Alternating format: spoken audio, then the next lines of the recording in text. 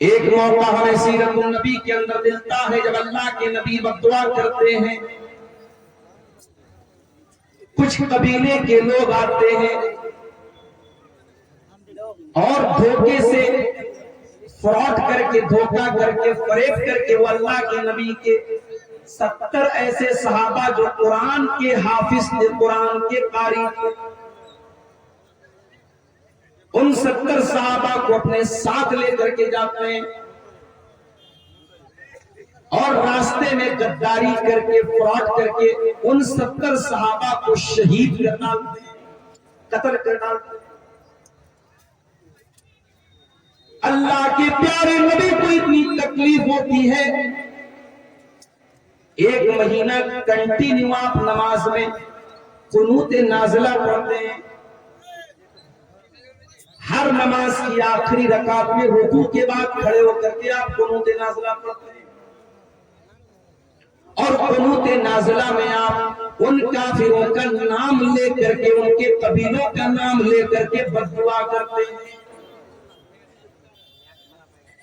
او لوگوں، تمہاری نظر میں قرآن کے حافظ کی اہمیت ہو یا نہ ہو، میرے نبی کی نظر میں قرآن کے حافظ کی اور قرآن کے عالم کی اور قرآن کے قاری کی اہمیت دیکھو کہ قرآن کے قاریوں کے قتل پر اللہ کے نبی کو اتنا غصہ آیا، آپ ایک مہینے تک قنوت نازلہ میں ان کے قاتلوں پر بددعا کرتے رہے۔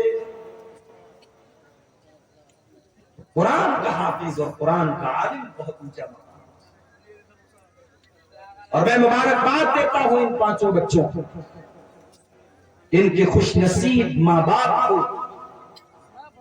جس دور میں دنیا نوکری کی طرف بھاگ رہی ہے، دنیا کے علوم اور ڈگری کی طرف بھاگ رہی ہے، آپ نے اپنے بچے کو ایک مدرسے میں بھیجا۔ اور میں یہ بھی جانتا ہوں سیمانچل کے اکثر مدرسے جاگیر سے چلتے، یہ بچے اپنے گھر کے عزت دار گھر کے بچے ہیں، لیکن جاگیر کی شکل میں یہ کسی کے دروازے پر جا کر کے ٹفن لے کر کے کھانا لاتے ہیں، اپنی عزت نفس کو بار بار کچلتے ہیں، صرف اس لیے کہ یہ قرآن پڑھنے آئے ہیں، ان کا مقصد قرآن سیکھنا ہے، قرآن یاد کرنا ہے۔ اور آج اللہ کے فضل و کرم سے ان کے ہاتھ پر مولانا توحید صاحب نے، میں نے، دوسرے لوگوں نے دستار باندھی ہے، جو اس بات کی پہچان ہے کہ آج کے بعد سماج میں یہ حافظ جی کے نام سے یاد کیے جائیں گے، یہ حافظ قرآن۔ میں اپنے ان بچوں سے ایک بات کہنا چاہتا ہوں، اسی سماج میں ہم نے ایسے بھی بچوں کو دیکھا ہے جو قرآن کے حافظ تو بن گئے، لیکن کچھ دنوں کے بعد غلط سنگت میں پڑ گئے، غلط راستے پہ چلے گئے، قرآن جتنا یاد تھا وہ بھلا بھی دیا، اور ان کے کیریکٹر اور ان کے کردار سے کہیں سے بھی یہ پرتیت نہیں ہوتا، یہ نہیں جھلکتا، یہ نظر نہیں آتا کہ قرآن کے بات۔ اے مدرسہ دارالقرآن سے حفظ کرنے والے میرے پیارے بچوں، تم سماج میں جب اپنے نام کے ساتھ حافظ کا ٹائٹل لے کر کے جا رہے، اس ٹائٹل کی حفاظت کرنا۔ دنیا تمہاری حرکتوں کو دیکھنے کے بعد جسٹیفائی کرے گی، طے کرے گی کہ حافظ لوگ کیسے ہوتے ہیں۔ مارکیٹ سے تم گزرو گے، تمہارے سامنے بہت سارے غلط مناظر بھی آئیں گے، گندی چیزیں بھی تمہارے سامنے آفر کی جائیں گی، دیکھنے کو تمہیں اکسایا جائے گا، تمہیں آکرشت کیا جائے گا، لیکن تمہارے سینے میں اللہ کا قرآن ہے، اس قرآن کی قدر کرتے رہنا، اور ان نامناسب چیزوں سے، ان گندی چیزوں سے، ان ولگر چیزوں سے ہمیشہ اپنے آپ کو بچا کے رکھنا، اور اس قرآن کی حفاظت کرتے رہنا۔ اس لیے کہ اللہ کے پیارے نبی کیا فرماتے ہیں، تعاہدوا ھذا القرآن، اس قرآن کو اچھی طریقے سے یاد رکھو، فَإِنَّهُ أَشَدُّ تَفَلُّتًا مِنَ الْإِبِلِ فِي عُقُلِهَا، جس طریقے سے اونٹ کو اگر کسی کھوٹے میں باندھ دیا جائے تو اونٹ جس طریقے سے بھاگنے کی کوشش کرتا ہے، قرآن کریم بھی آپ کے سینے سے نکلنے کی کوشش کرے گا، اس قرآن کو باندھ کے رکھنا، اس قرآن کو محفوظ کر کے رکھنا، قرآن کو اپنے دل سے دماغ سے نکلنے کا۔ میرے عزیزوں، بات نکلی ہے قرآن، تو ایک بات میں آپ کو اور بتانا چاہتا ہوں۔ اللہ تعالیٰ نے دنیا میں بہت سارے نبیوں کو بھیجا، اور بہت سارے نبیوں کو اللہ تعالیٰ نے بہت ساری کتابیں دیا تھا۔ 4 کتابوں کا نام تو ہم بہت فیمس ہے، مشہور ہے، جانتے ہیں۔ داؤد علیہ السلام کو زبور ملی تھی، موسیٰ علیہ السلام کو تورات ملی تھی، عیسیٰ علیہ السلام کو انجیل ملی تھی، ہمارے نبی کو قرآن، یہ تو ہم جانتے ہیں۔ بہت ساری کتابوں کا نام بھی ہمیں نہیں معلوم، لیکن یہ بات یاد رکھو، جس طریقے سے اللہ کا آخری نبی خاتم النبیین ہے، اب آپ کے بعد دنیا میں کوئی نبی آنے والا نہیں، کوئی رسول آنے والا نہیں ہے، اسی طریقے سے قرآن اللہ کی آخری کتاب ہے۔ اب قرآن کے بعد کوئی دوسری کتاب دنیا میں آنے والی نہیں ہے۔ قرآن نے پچھلی تمام کتابوں کو منسوخ کر دیا، کینسل کر دیا، اب قانون چلے گا تو قرآن کا چلے گا۔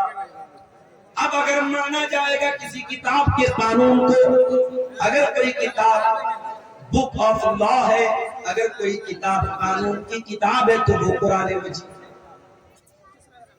اور اسی لیے اللہ تعالیٰ نے قرآن کو اتارا تو کون سے فرشتے کے ذریعے اتارا؟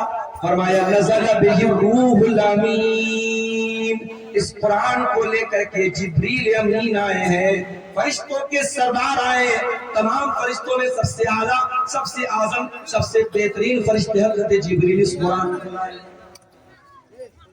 قرآن جس ہستی کے اوپر اتارا گیا، اس ہستی کے بارے میں اللہ قرآن میں کہتا ہے وَمَا أَرْسَلْنَاكَ إِلَّا رَحْمَةً لِلْعَالَمِينَ، اے نبی ہم نے آپ کو ساری کائنات کے لیے رحمت بنا کر کے دیا۔ قرآن کو اتارنے والا کون؟ رب العالمین۔ قرآن کو لے کر کے آنے والا فرشتہ کون؟ روح الامین۔ اور قرآن جس ہستی پر اترا، اس ہستی، وہ ہستی کون؟ رحمت للعالمین۔ قرآن جس مہینے میں نازل ہوا، وہ مہینہ بھی سارے مہینوں میں سب سے زیادہ برکت والا۔ یہ میری ہی تقریر کے دوران مائک کو جو ہے گڑبڑ ہونا، بار بار یہ چھوڑ رہا ہے، کہاں ہے بھیا مائک والے؟ پیسہ نہیں ملے گا، بے فکر رہیے آپ۔ شہر رمضان الذی انزل فیہ القرآن، قرآن کریم کون سے مہینے میں اترا؟ رمضان میں۔ سارے مہینوں میں سب سے زیادہ برکت والا مہینہ رمضان۔ آج ایک صاحب مسئلہ پوچھنے لگے، 15-16 سال پہلے، 15-16 سال پہلے کسی آدمی نے رمضان کے روزے کی حالت میں اپنی بیوی کے ساتھ صحبت کر لی۔ غلطی کا احساس ہوا، اب وہ انسان کفارہ ادا کرنا چاہتا ہے۔ میرے پاس مسئلہ آیا، مولوی صاحب کفارہ کیا ہے؟ میں نے کہا 60 دن کنٹینیو روزہ رکھا، ایک دن کی بھی گیپ نہیں۔ ایک روزہ اگر آپ نے خراب کیا تو آپ کو 60 روزہ رکھنا ہے کنٹینیو، اور اگر 60 روزے کی طاقت نہیں ہے تو 60 مسکین کو کھانا۔ یہ رمضان کے روزے کی اہمیت، اور رمضان کے روزے میں اگر کوئی یہ غلط کام کر دیتا ہے تو اس کی اتنی بڑی سزا ہے۔ تو قرآن اترا ہے رمضان میں،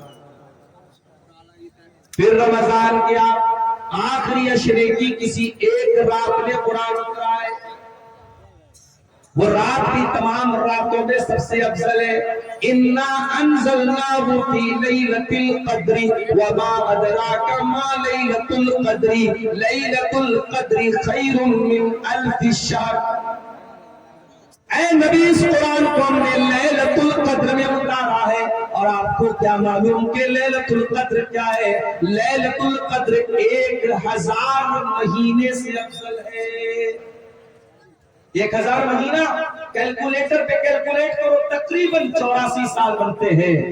ایک رات جس رات میں قرآن اترا ہے، اس ایک رات کی فضیلت یہ ہے کہ وہ ایک رات اللہ تعالیٰ کے یہاں 84 سال سے بہتر ہے۔ یہ ہے قرآن۔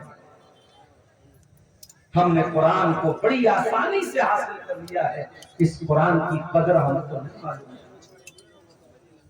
یہ قرآن بہت بڑی دولت ہے اللہ تعالیٰ کا، یہ قرآن اللہ تعالیٰ کی بہت بڑی نعمت ہے میرے بھائیوں۔ یہ قرآن ہمیں اور آپ کو ملا ہے، اس قرآن کی قدر کرو، اس قرآن کی ویلیو کو سمجھو، اس قرآن کی قیمت کو سمجھو۔ مان لیجیے ہائی اسکول اور انٹر کی پریچھا دینے والوں کو ہمارے یو پی میں یوگی جی ٹیبلٹ دے رہے ہیں، انٹر اور بی اے کرنے والوں کو یوگی جی ٹیبلٹ دے رہے ہیں، لیپ ٹاپ دیا جا رہا ہے۔ اس ٹیبلٹ کو، اس لیپ ٹاپ کو ایک اسٹیٹ کا مکھیہ منتری دے رہا ہے تو اس کی بڑی ویلیو ہو جاتی ہے۔ اگر آپ کے موبائل پر میسج آ جائے، دیش کے پرائم منسٹر کا میسج آ جائے، اسٹیٹ کے چیف منسٹر کا میسج آ جائے اور اس میں آپ کا نام لکھا ہو اور آپ کو مخاطب کیا گیا ہو، آپ تو باغ ہو جائیں گے، اتنی بڑی حقیقت میرے پاس میسج آیا۔ وہ لوگوں، یہ قرآن میں تو اللہ کا میسج ہے، یہ قرآن اللہ تعالیٰ کا لاسٹ میسج ہے، یہ انتم سندیش ہے جو اللہ نے آپ کو دیا ہے۔ فرمایا شہر رمضان الذی انزل فیہ القرآن ھدی للناس وبینات من الھدی والفرقان۔ وہ لوگوں، یہ قرآن رمضان کے مہینے میں اتارا گیا ہے اور یہ قرآن ساری مانوتا کے لیے گائیڈنس کا کام کرتا ہے، مارگ درشن کا کام کرتا ہے۔ صحیح کیا ہے، غلط کیا ہے، کھرا کیا ہے، کھوٹا کیا ہے، سچا کیا ہے، جھوٹا کیا ہے، شرک کیا ہے، توحید کیا ہے، یہ قرآن آپ کو بتائے گا۔ وَبَيِّنَاتٍ مِّنَ الْهُدَىٰ وَالْفُرْقَانِ، یہ حق اور باطل کو کھول کھول کے بیان کرنے والی کتاب ہے۔ لاؤ دنیا کی کوئی اور کتاب، لاؤ دنیا کی کوئی اور کتاب۔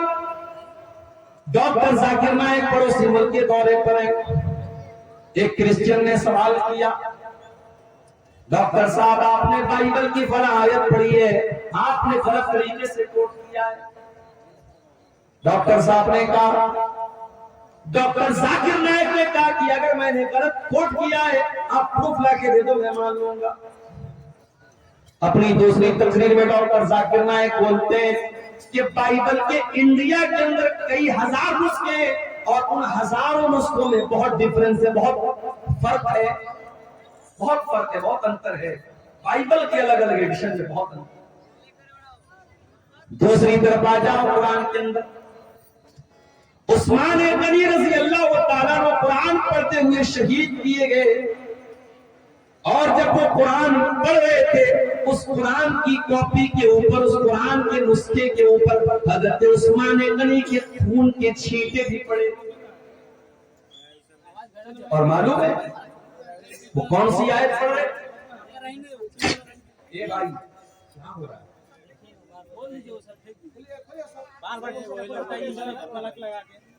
جو بھی جس کی وجہ سے ڈسٹرب نکال دیں، ایک دم کوئی مربت نہیں، نکال دیں اور ایک دم خاموشی کے ساتھ تقریر سننے دیجیے، ڈونٹ ڈسٹرب، بالکل ڈسٹرب نہیں۔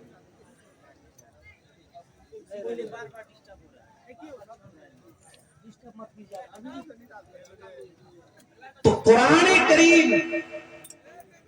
عثمان غنی رضی اللہ تعالیٰ عنہ قرآن کی تلاوت کر رہے ہیں، اور قرآن کے جس نسخے پر حضرت عثمان غنی کے خون کے چھینٹے پڑے وہ آج بھی تاشقند کے میوزیم میں وہ قرآن موجود ہے۔ اور آپ کو جان کر کے آشچर्य ہوگا، حیرت ہوگی کہ اس قرآن میں اور آج ہمارے پاس جو قرآن موجود ہے there is no difference، کوئی انتر نہیں، کوئی قرآن کا اعجاز۔ اتنا ہی نہیں، عثمان غنی جب قرآن کی تلاوت کر رہے تھے کون سی آیت پڑھ رہے تھے؟ سورہ بقرہ کی آیت پڑھ رہے تھے، فَسَيَكْفِيكَهُمُ اللَّهُ، وَهُوَ السَّمِيعُ الْعَلِيمُ۔ اللہ تعالیٰ ان کے لیے کافی ہو جائے گا، اللہ ان سے انتقام لے لے گا، ان سے بدلہ لے لے گا۔ اللہ سب کچھ سننے والا، سب کچھ جاننے والا ہے۔ عثمان غنی قرآن کی تلاوت کر رہے ہیں اور قرآن کی یہی آیت کو پڑھ رہے ہیں، اسی حالت میں ان کو ذبح کر دیا گیا، شہید کر دیا گیا۔ عثمان غنی قرآن سے بہت محبت کیا کرتے تھے، بہت محبت کیا کرتے تھے، اسی لیے عثمان غنی رضی اللہ تعالیٰ عنہ کا انتقال بھی ہوا تو قرآن پڑھتے ہوئے ہوا، اور عثمان غنی کہا کرتے تھے لو کہرت قلوبکم ما شبیت من کلام اللہ، وہ لوگوں اگر تمہارا دل پاک اور صاف ہوتا تو قرآن کو سن کر کے کبھی تمہارا دل نہ بھرتا، کبھی تمہارا دل آسودہ نہ ہوتا، کبھی تمہارے دل کو سیری حاصل نہ ہوتی کہ میں نے بہت قرآن پڑھ لیا۔ میرے نوجوان ساتھیوں، ذرا اپنے اپنے گریبان میں جھانک کے بتاؤ، آخری بار تم نے قرآن پڑھا؟ ہر شخص اپنے اوپر غور کرے، اس نے آخری بار بیٹھ کر کے آدھا گھنٹہ قرآن کب پڑھا تھا، ذرا بتا دیں۔ اب اگر میں یہ پوچھوں کہ آخری بار تم نے واٹس ایپ کب دیکھا تھا، کہو گے 10 منٹ پہلے۔ میں پوچھوں آخری بار تم نے فیس بک پر ریلز کب دیکھی تھی، مولانا صاحب ابھی تقریر سننے کے پہلے تو دیکھی۔ تم نے لاسٹ ٹائم یوٹیوب کے شارٹس کب دیکھے تھے، ابھی تو تقریر میں آنے کے، جلسے میں آنے کے پہلے ہم نے دیکھا تھا۔ یوٹیوب کے لیے ٹائم ہے، فیس بک کے لیے ٹائم ہے، انسٹاگرام کے لیے ٹائم ہے، سوشل میڈیا کے لیے ٹائم ہے، اگر ٹائم نہیں ہے تو قرآن کے لیے ٹائم نہیں ہے۔ وہ لوگوں، یہ دل مردہ ہو چکے ہیں، یہ دل کٹھور ہو چکے ہیں، یہ دل سخت ہو چکے ہیں، ہمارے دلوں کو قرآن اب اچھا نہیں لگتا، ہمارے دلوں کو قرآن، ہمارے دلوں کے اوپر قرآن کا اثر نہیں ہوتا ہے۔ ارے ہمارے دل کی کیا حیثیت ہے؟ ہمارا دل تو گوشت پوست کا بنا ہوا ملائم سا دل ہے۔ کبھی بکرا کھسی ذبح کرتے ہیں آپ، یا بڑا جانور آپ ذبح کرتے ہیں، دیکھا ہوگا آپ نے دل کتنا بڑا ہوتا ہے، دل کی کیا حیثیت ہے۔ ہمارا دل تو گوشت پوست کا معمولی بنا ہوا دل ہے۔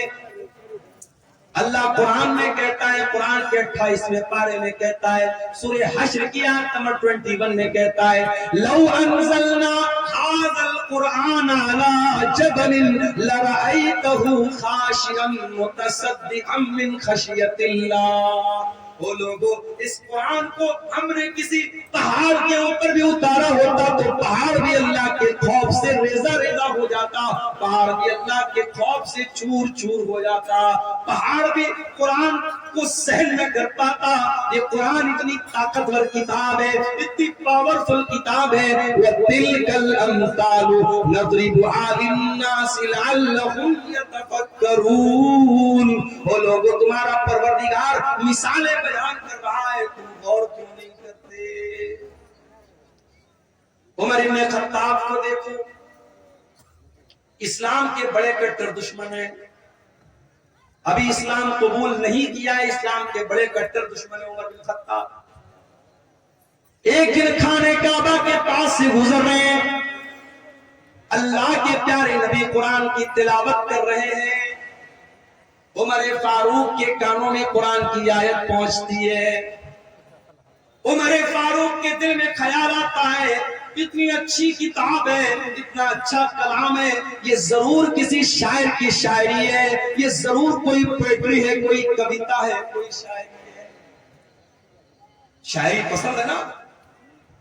ہمارے منہ سے اسید نام کا یہ بچہ آیا ہے، کیوں آیا ہے بھئی؟ آپ کو نعتیں سنا رہا ہے، حمد سنا رہا ہے، کلام سنا رہا ہے، شاعری پسند ہے۔ پچھلے سال ایک پروگرام میں آیا تھا، کہیں پر عدنان پرتاپ گڑھی کو میں نے دیکھا، ان کو بلایا گیا، چھوٹا سا بچہ ہے، اس کو بلایا جا رہا ہے، سفیان کو بلایا جا رہا ہے۔ شاعری پسند ہوتی ہے انسان کو، شاعری میں ایک اٹریکشن ہوتا ہے۔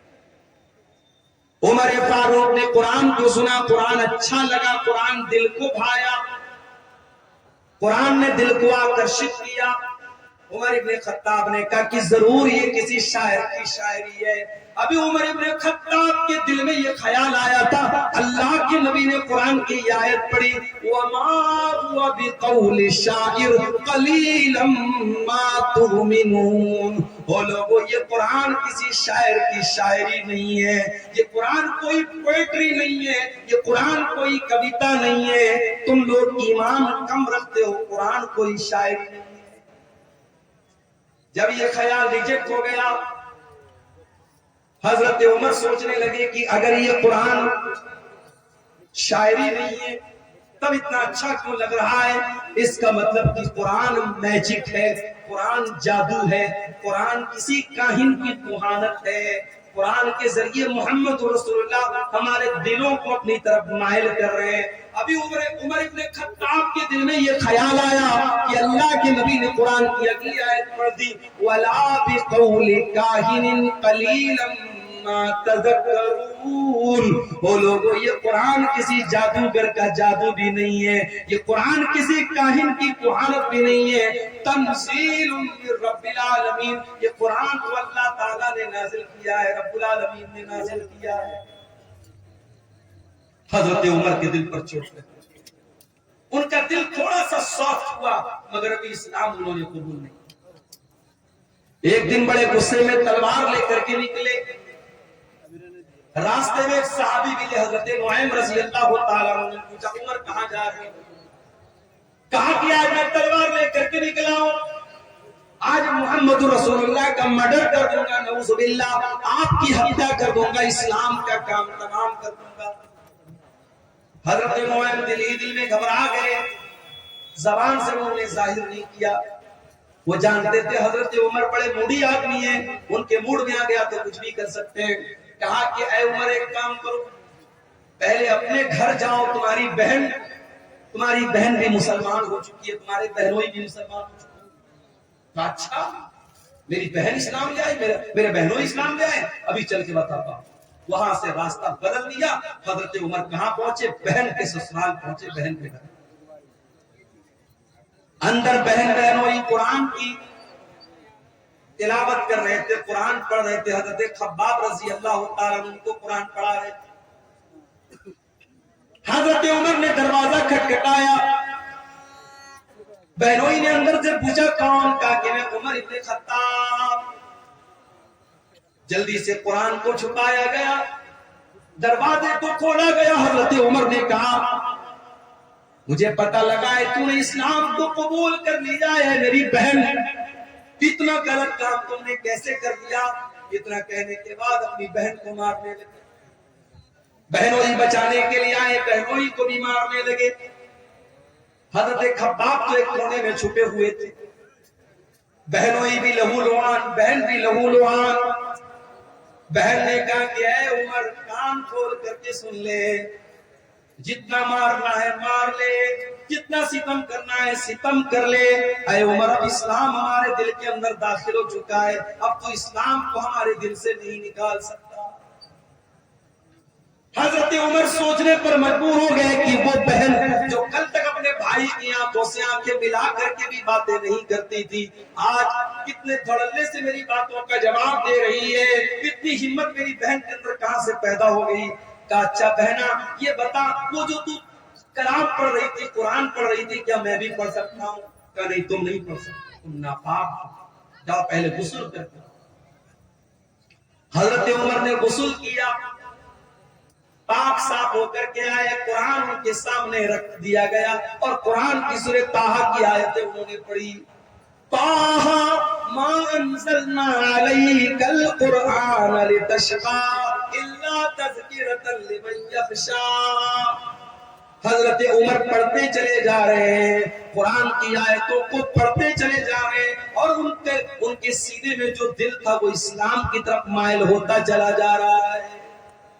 جب تلاوت ختم کر چکے، کہا کہ اے میری بہنا یہ اللہ کا کلام ہے، میں بھی اس پر ایمان لانا چاہتا ہوں، میں بھی اسلام قبول کرنا چاہتا ہوں، میں بھی مسلمان ہونا چاہتا ہوں۔ حضرت سعید بن زید ان کے بہنوئی تھے، ان کو لے کر کے دار ارقم میں پہنچے، جہاں اللہ کے نبی اپنے صحابہ کو لے کر کے چھپے رہتے تھے اور اسلام کی وہیں پر تبلیغ کرتے تھے۔ دار ارقم میں پہنچ کر کے حضرت عمر نے دروازہ کھٹکھٹایا، اندر سے پوچھا گیا کون؟ کہا کہ میں عمر بن خطاب۔ اندر صحابہ کرام ڈر گئے کہ ارے عمر آئے، پتہ نہیں کیا ارادہ لیتے۔ حضرت حمزہ بھی اسلام لا چکے تھے، انہوں نے کہا کوئی بات نہیں، آنے دو، اچھے مقصد کے تحت آیا ہے تو اچھی بات ہے، برے مقصد کے تحت آیا ہے تو اسی کی تلوار سے اس کو ختم کر دوں گا۔ دروازہ کھولا گیا، حضرت عمر فاروق رضی اللہ تعالیٰ عنہ اندر آتے ہیں اور اللہ کے نبی کے پاس آ کر کے کہتے ہیں اشہد ان لا الہ الا اللہ واشہد انک رسول اللہ۔ اے اللہ کے نبی، میں کوئی دشمنی کرنے نہیں آیا، میں کوئی مرڈر کرنے نہیں آیا، میں کوئی ہتیا کرنے نہیں آیا، میں اللہ کی توحید کا اعلان کرتا ہوں اور میں آپ کے رسول ہونے کا اعلان کرتا ہوں۔ اللہ کے نبی نے اللہ کا شکر ادا کیا، کیونکہ آپ نے اللہ سے دعا کی تھی کہ اے اللہ تو دو لوگوں میں سے کسی ایک کو اسلام کی توفیق دے دے، چاہے عمر بن ہشام کو جس کو ابو جہل کہتے ہیں اس کو تو اسلام کی توفیق دے دے، چاہے تو عمر بن خطاب کو دے دے۔ اللہ کو عمر بن خطاب پسند تھے، ابو جہل پسند نہیں تھا، ابو جہل کو ایمان کی دولت نہیں ملی، حضرت عمر کو مل گئی۔ اللہ کے نبی نے اللہ کا شکر ادا کیا اور مسلمانوں نے مل کر کے نعرہ تکبیر لگایا، اتنے زور سے نعرہ تکبیر لگایا کہ پوری مکان کی چھت۔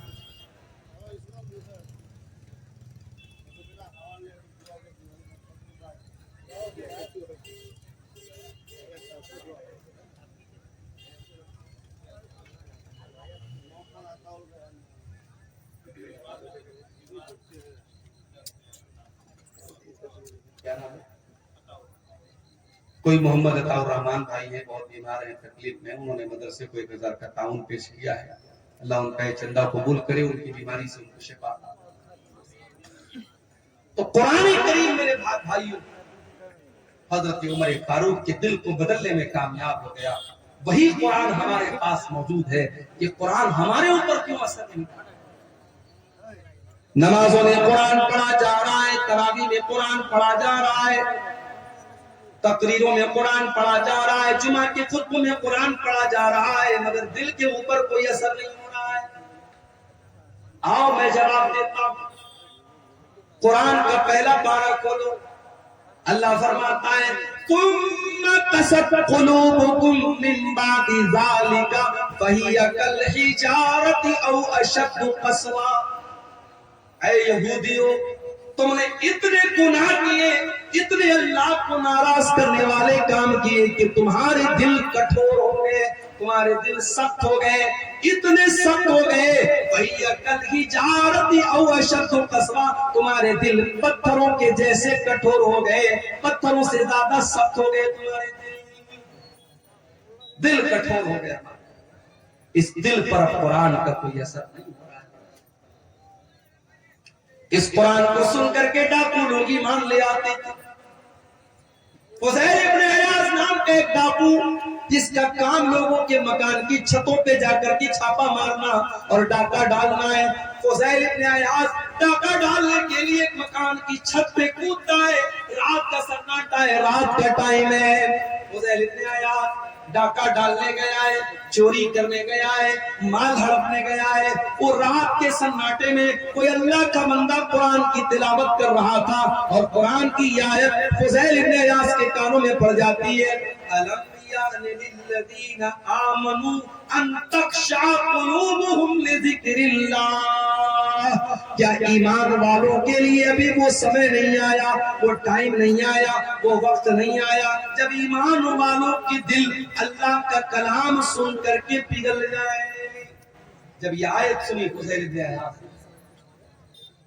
اور اس کے دل پر اثر، ڈاکو ہے، چور ہے، ڈاکہ ڈال کے اپنا خرچہ چلاتا ہے، قرآن کی آیت سنی ڈائریکٹ دل پر اثر، اس نے کہا نہیں ہے اللہ، ٹائم آ چکا، ٹائم آ چکا ہے اللہ، توبہ کرتا ہوں تیری بارگاہ میں، آج کے بعد چوری نہیں کروں گا، آج کے بعد ڈاکہ نہیں ڈالوں گا۔ اور چشمے فلک نے وہ منظر بھی دیکھا، فضیل ابن عیاض نے اتنی سچی توبہ کی، کل تک جو ڈاکہ ڈالا کرتا تھا، جو چوری کیا کرتا تھا، جو دوسروں کی بہو بیٹیوں کو غلط نظر سے دیکھا کرتا تھا، آج اللہ کا اتنا نیک بندہ ہو گیا کہ دن رات 24 گھنٹے وہ خانے کعبہ کے پاس رہنے لگا، اللہ کے گھر میں رہنے لگا، اتنا بڑا عابد، اتنا بڑا زاہد بن گیا، اتنا بڑا عبادت گزار بن گیا۔ قرآن تو وہی ہے، میرے دل بدل گئے، نیتیں بدل گئی ہماری۔ قرآن کے اندر جو اثر 1400 سال پہلے تھا وہ اثر آج بھی ہے۔ شرط یہ ہے کہ ہم اپنے دل کو تھوڑا سافٹ کریں اور قرآن کو پڑھنے کی کوشش کریں۔ صحابہ کرام نے اس قرآن کو حاصل کرنے کے لیے بڑی قربانی دی۔ ایک صحابی ہے جن کا نام عمر بن سلمہ ہے، بخاری کی روایت آپ کو پڑھ کے سنا رہا ہوں۔ عمر بن سلمہ کہتے ہیں کہ میں ایسی جگہ رہتا تھا، ایسی لوکیشن پہ رہتا تھا کہ جب عرب میں کوئی قافلہ آتا تھا، مکے میں کوئی قافلہ آتا تھا تو ہمارے گاؤں کے پاس سے، ہمارے ٹاؤن کے پاس سے گزرتا تھا، راستے میں مڈ راستے میں ہمارا گاؤں پڑتا تھا، قصبہ پڑتا تھا۔ حضرت عمر بن سلمہ کہتے ہیں ہمیں معلوم ہوا کہ مکے میں ایک رسول آئے، ہم نے اس رسول کے بارے میں لوگوں سے ڈیٹیل پوچھی، لوگوں نے ڈیٹیل بتائی۔ میں نے پوچھا وہ نبی کیا پڑھ کے سناتے ہیں؟ تو لوگوں نے قرآن کی آیتیں پڑھ کے سنائی۔ عمر بن سلمہ کی عمر ماتر 6 سال ہے، 6 یا 7 سال، 6 یا 7 سال کا بچہ ہے۔ اس نے اس قافلے کے لوگوں سے قرآن کی آیتوں کو سن کر کے یاد کر لیا۔ اچھا یہ بھی اللہ کی بڑی عجیب قدرت ہے، دنیا کی کوئی اور کتاب 5-6 سال کا بچہ یاد نہیں کر پاتا۔ آپ کے بہار کے شیرشاہ آبادی علاقے کا رہنے والا بچہ ہے، اس کی لینگویج بنگلہ ہے، اس کی زبان ہندی اردو ہے، وہ تو جانتا بھی نہیں عربی زبان۔ وہ مدرسے میں آتا ہے، مولوی صاحب اسے نورانی قاعدہ پڑھاتے ہیں، ناظرہ قرآن پڑھاتے ہیں، حفظ کراتے ہیں۔ کچھ بچے 6 مہینے میں، کچھ 1 سال میں، کچھ 1.5 سال میں، کچھ 2 سال میں قرآن یاد کرتے ہیں۔ ہمارے ایک دوست کا بچہ ہے ممبئی میں، اس نے 6 سال کی عمر میں قرآن حفظ کر دیا۔ یہ قرآن کی برکت ہے میرے، اللہ نے قرآن کو آسان بنایا ہے یاد کرنے کے لیے۔ 6 سال کا بچہ بھی قرآن کو یاد کرتا ہے۔ اسی لیے اللہ قرآن میں کہتا ہے وَلَقَدْ يَسَّرْنَا الْقُرْآنَ لِلذِّكْرِ فَهَلْ مِن مُدَّكِرٍ، ہم نے اس قرآن کو آسان بنایا ہے یاد کرنے کے لیے، ہے کوئی قرآن کو یاد کرنے والا؟ میں تحدیث نعمت کے طور پہ کہہ رہا ہوں، اپنی بڑائی کے طور پہ نہیں کہہ رہا ہوں، اس کو تکبر کے طور پہ یا بڑائی کے طور پہ مت لیجیے گا، تحدیث نعمت کے طور پہ۔ لاک ڈاؤن لگا تھا، رمضان کا مہینہ آیا، میری والدہ اللہ مغفرت فرمائے، ان کی زندگی کا آخری رمضان، مسجدیں بند تھی، تالا لگا تھا مسجد میں، رمضان کے اندر تراویح کی نماز گھر میں پڑھنے کا معاملہ آیا۔ میرے گھر میں کوئی حافظ نہیں، مجھے سورہ بقرہ یاد تھی، میں نے اپنے ماں باپ سے کہا کوئی بات نہیں، میں کوشش کرتا ہوں تھوڑا تھوڑا یاد کر کے پڑھوں گا، تراویح گھر میں پڑھوں گا۔ عام دنوں میں سوچ بھی نہیں سکتا تھا کہ میں تراویح پڑھاؤں گا، میرے پیچھے میری ماں پڑھے گی، میرے باپ پڑھیں گے، میرے بھائی لوگ پڑھیں، کیونکہ میں حافظ تو نہیں۔ لیکن یہ لاک ڈاؤن کا کو آپ کہہ سکتے ہیں کہ یہ کرشمہ تھا۔ اللہ تعالیٰ کو یہ بھی لکھنا تھا میرے مقدر میں کہ میری والدہ کا آخری رمضان ہے، ان کی زندگی کا لاسٹ رمضان ہے، اسی کے بعد ان کا انتقال ہوا تھا، اور تراویح کی نماز وہ میرے پیچھے پڑھ۔ پہلے دن میں نے آدھا پارا پڑھایا، دوسرے دن پھر آدھا پارا پڑھایا، تیسرے دن پھر آدھا پارا، چوتھے دن پھر آدھا پارا، 5ویں دن سورہ بقرہ ختم ہو گئی۔ سورہ بقرہ کے بعد سورہ آل عمران آتی ہے، میں بیٹھ کر کے آدھا پارا میں نے اور یاد کیا، رات میں تراویح میں پڑھ دیا۔ اگلے دن پھر آدھا پارا یاد کر کے میں نے تراویح میں پڑھایا۔ اس طریقے سے تقریباً 10.5-11 پارے رمضان کی برکت سے میں نے یاد کر۔ لاک ڈاؤن کے پیریڈ میں میرے پیارے بھائیوں آدھا پارہ روز بیٹھ کر کے یاد کرتا تھا، رات میں تراویح پڑھا دیتا ہوں. یہ کوئی بڑائی کے طور پہ نہیں کہہ رہا ہوں، یہ قرآن کا کمال ہے، یہ قرآن کا اعجاز ہے. اللہ کہتا ہے وَلَقَدْ يَسَّرْنَا الْقُرْآنَ لِلذِّكْرِ فَهَلْ مِن مُدَّكِرٍ. وہ لوگوں ہم نے قرآن کو آسان بنایا ہے یاد کرنے کے لیے، کیا ہے کوئی قرآن کو یاد کرنے والا؟ حضرت عمر بن سلمہ کہتے ہیں میں 6 سال کا بچہ تھا اور قرآن کو پڑھ پڑھ کے سن کر کے میں نے یاد. اس کے بعد جب مکہ فتح ہو گیا اور میرے قبیلے کے لوگ اللہ کے رسول کے پاس پہنچے اور اسلام قبول کر لیا تو اللہ کے نبی نے کہا کہ جاؤ تم اپنے گاؤں میں جا کر کے مسجد بناؤ اور نماز قائم کرو، اور جو تم میں قرآن سب سے زیادہ پڑھنے والا ہے اور قرآن سب سے زیادہ یاد جس کو ہے وہی تم کو نماز پڑھائے. جب میرے گاؤں میں لوگ آئے تو سب سے زیادہ قرآن مجھ کو یاد، اور اسی لیے امام بخاری رحمۃ اللہ علیہ اس حدیث کو صحیح بخاری میں جب لائے ہیں تو چیپٹر کیا قائم کیا ہے؟ باب امامۃ الصبی، کہ اگر بچہ بھی قرآن کا حافظ ہے، قرآن اچھا پڑھ رہا ہے اور بچہ سمجھدار ہے، صحیح طریقے سے نماز پڑھ رہا ہے تو بچے کو بھی امام بنا سکتے ہیں. بچے کو امام بنانے میں کوئی حرج نہیں. حضرت عمر بن سلمہ کہتے کہ میرے گاؤں کے لوگوں نے دیکھا کہ سب سے زیادہ قرآن تو اس کو یاد ہے، کہا چل بھائی تو نماز پڑھ. ابھی یہ کہتے ہیں کہ میں بہت غریب فیملی سے تعلق رکھتا تھا، ایک ہی چادر تھی میرے پاس، ایک ہی چادر تھی، وہی لنگی بھی تھی اور وہی میرا کرتا بھی تھی، ایک ہی چادر میں پہنا کرتا تھا، ایک ہی چادر پہن کر کے میں نماز پڑھاتا تھا. میرے پیچھے مردوں کی سب لگتی تھی اور مردوں کے پیچھے عورتوں کی سب لگتی تھی. جب میں سجدے میں جاتا تھا تو کبھی کبھی پیچھے سے میری شرمگاہ دکھنے لگتی تھی، پیچھے سے میرا پاخانے کا راستہ دکھنے لگتا تھا. عورتوں نے آ کر کے شکایت کی کہ ارے کم سے کم اپنے امام کا کو کپڑا تو ڈھنگ کا دے دو، ان کی شرمگاہ پیچھے سے نظر آ جاتی ہے.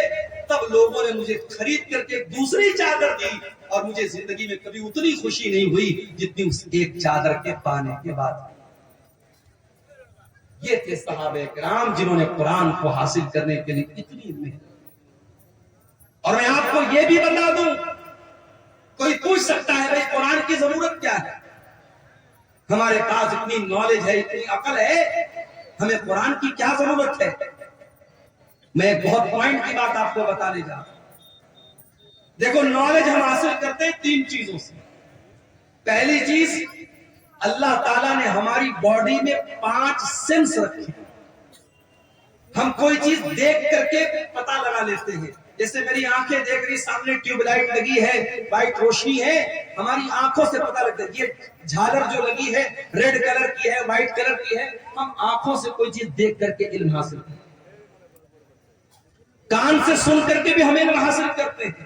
میوزک بج رہا ہے، تقریر بج رہی ہے، قرآن کی تلاوت بج رہی ہے، خسر خسر ہو رہی، کیا ہو رہا ہے؟ کان سے سن کر کے ہمیں معلوم ہے.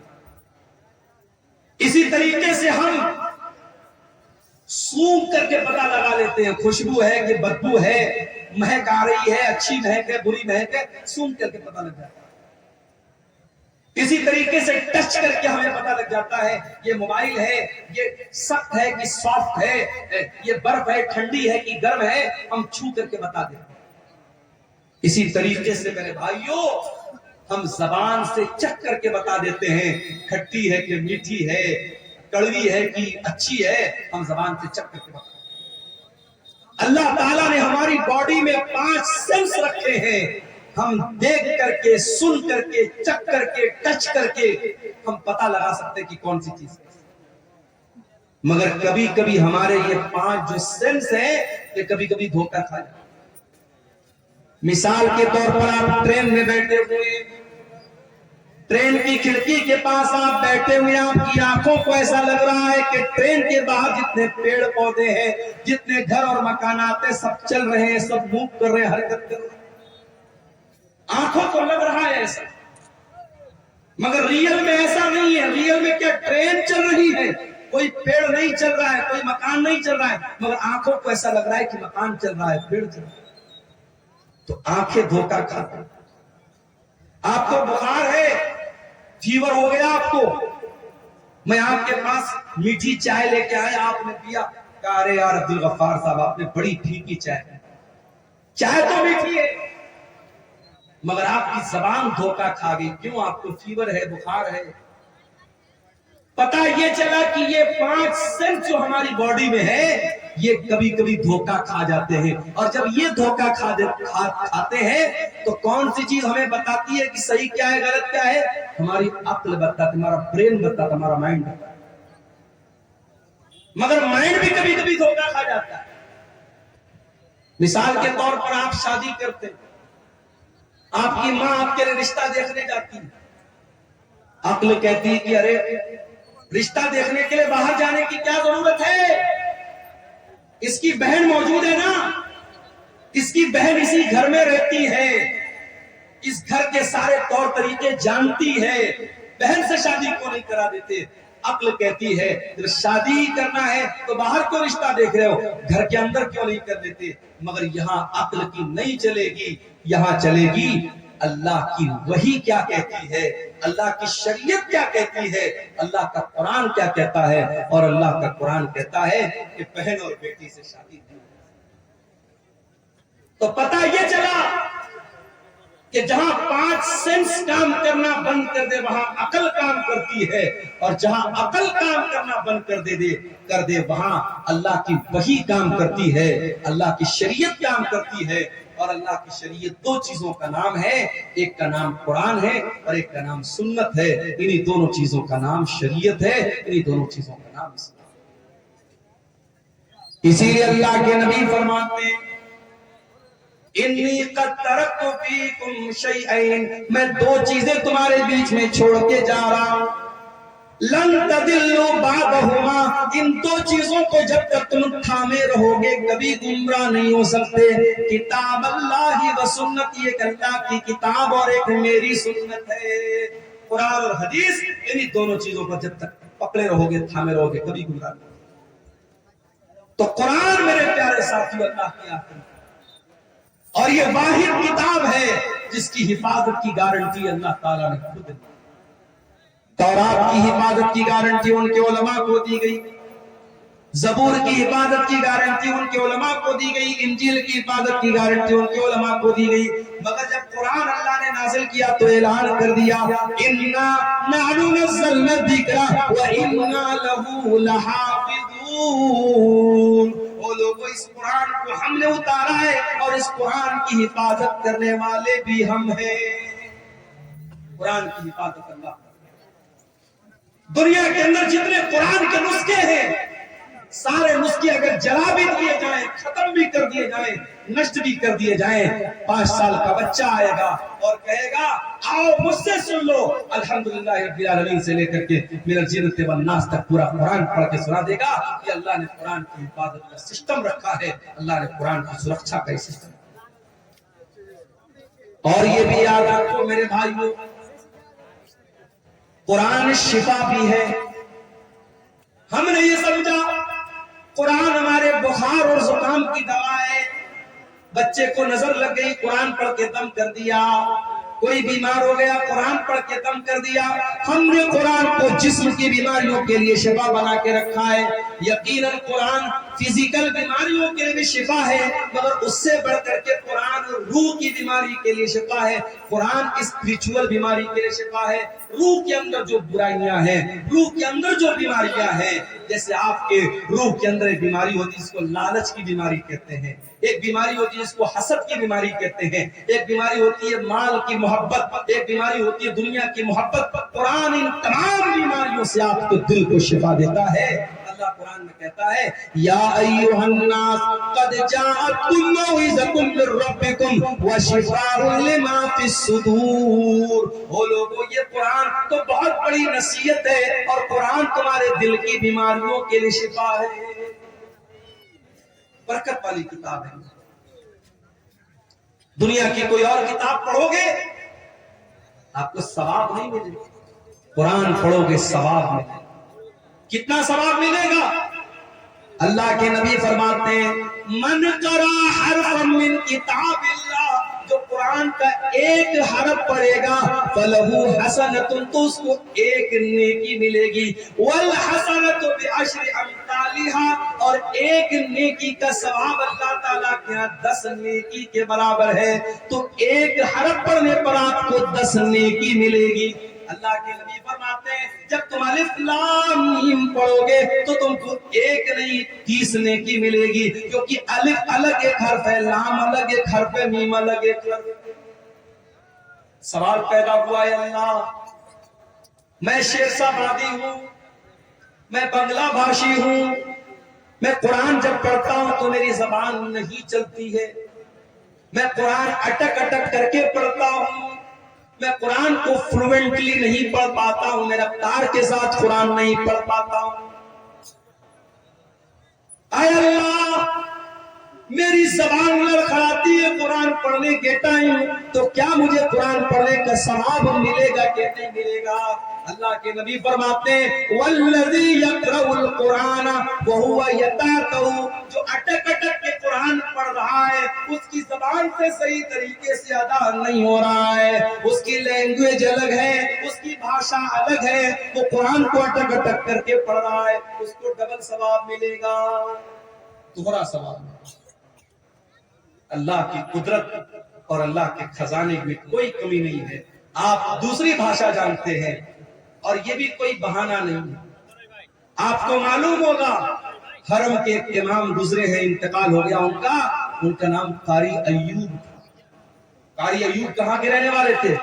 برما کے رہنے والے تھے، میانمار کے رہنے والے، برما کے رہنے والے تھے۔ قاری ایوب حرم کے امام بنے تھے، مکے کے امام بنے تھے، اللہ کو پیارے ہو گئے۔ جاؤ ذرا یوٹیوب پر سرچ کر لینا، قاری ایوب کی تلاوت اتنی بہترین ہوتی تھی، اتنی پیاری ہوتی تھی کہ جب وہ تلاوت کرتے تھے تو روح پر ایک عجیب سا وجد طاری ہو جاتا تھا اور بڑا اچھا لگتا تھا۔ وہ برما کے رہنے والے تھے، ان کی بھاشا عربی نہیں تھی، مگر انہوں نے محنت کیا، قرآن کے حافظ بنے، قرآن کے قاری بنے، حرم کے امام بن گئے، مکے کے۔ اس لیے آپ کی بھاشا اگر الگ ہے تو یہ اس بات کی علامت نہیں ہے کہ آپ قرآن نہیں۔ اور آگے بڑھیے، جو بچہ قرآن کا عالم ہے، قرآن کا حافظ ہے، قرآن کا قاری ہے، کل اللہ تعالیٰ اگر وہ قرآن کا صحیح طریقے سے اس نے قرآن کو پڑھا ہوگا، کل اللہ تعالیٰ جنت میں اس کو داخل کرے گا اور اس سے کہا جائے گا اقرا ورتقی، اقرا ورتقی کما کنت ترتل فی الدنیا۔ اے قرآن پڑھنے والے، جس طریقے سے تو قرآن کو ٹھہر ٹھہر کر کے دنیا میں پڑھتا تھا، تو کھینچ کھینچ کر کے قرآن کو پڑھتا تھا، تو جنت کی سیڑھیوں پر چڑھتا چلا جا، تو قرآن کو پڑھتا چلا جا اور جنت کی سیڑھیوں کو طے کرتا چلا جا۔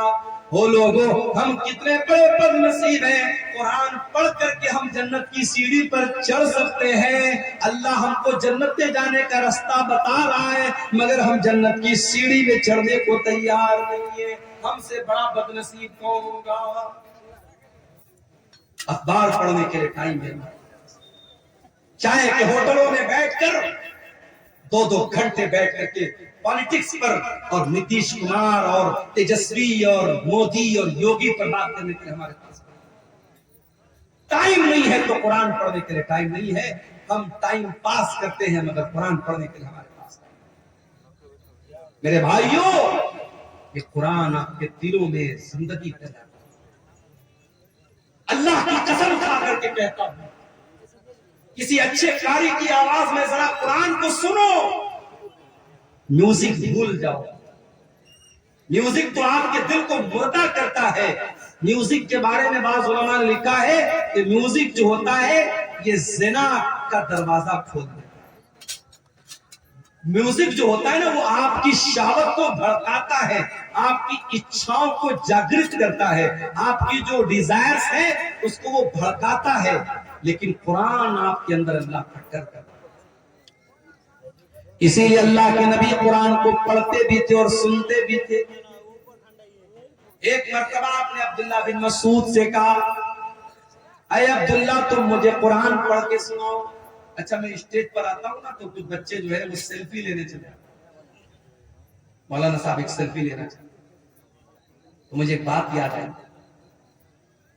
اب سیلفی بھی لیتے ہیں تو ماشاءاللہ وہ آج کل فلٹر چلتا ہے نا، فلٹر اسنیپ چیٹ کا بڑا فلٹر چلتا ہے، ہمارے نوجوان لڑکے لگا دیتے ہیں۔ ایک لڑکا میرے ساتھ سیلفی لے رہا تھا، کوئی فلٹر اس نے یوز کیا، ایسا لگ رہا تھا ہونٹوں پہ لپسٹک ہے۔ میں نے کہا بھائی پہلے ہٹا اس کو، عجیب و غریب شکل آنے لگتی ہے۔ ایک صاحب نے میرا فوٹو مجھے کو بھیجا، بڑی بڑی داڑھی رکھی تھی، کہا مولانا آپ کے اوپر بڑی بڑی داڑھی بہت اچھی لگے گی۔ میں نے کہا میرا یہ فوٹو آپ کو کہاں سے ملا؟ بولے میں نے ایڈٹ کیا ہے فلٹر۔ تو فلٹر کر کے آج کل بہت کچھ ہو رہا ہے۔ میں آپ سے کہتا ہوں کہ فوٹو کو فلٹر مت کرو، اپنے آپ کو فلٹر کرو۔ انسان دبلا ہوتا ہے، جم جاتا ہے کہ میری باڈی صحیح ہے، لیکن اگر آپ کے اندر ایمان کی طاقت ہے تو آپ دبلے پتلے بھی ہیں تب بھی اللہ کے پیارے بن سکتے۔ ضروری نہیں ہے کہ آپ باڈی بلڈر بنے تبھی اللہ کے پیارے بنیں گے۔ ہاں، گٹکھا کھا کر کے اپنے آپ کو دبلا مت کرو۔ جتنے گٹکھا کھانے والے لڑکے نا، اور حضرت موسیٰ علیہ السلام کا واقعہ یاد ہے تمہیں؟ موسیٰ علیہ السلام نے ایک آدمی کو ایسا مکہ مارا، ایک مکہ مارا وہ مر گیا۔ موسیٰ علیہ السلام کے مکے میں اتنی طاقت تھی، ایک مکہ مارا مر گیا ہوا۔ اور آج کل ہمارا نوجوان گٹکھا کھا کھا کر کے اتنا کمزور ہو چکا ہے کہ وہ کسی کو مکہ مارے گا تو خود ہی گر جائے۔ تو گٹکھا کھا کر کے اپنے آپ کو برباد نہ کرو۔ بعض لوگ کہتے ہیں صاحب گٹکا حرام نہیں ہے، تمباکو حرام نہیں ہے، بیڑی حرام نہیں ہے۔ کیوں حرام نہیں ہے؟ کہتے مکروہ ہے۔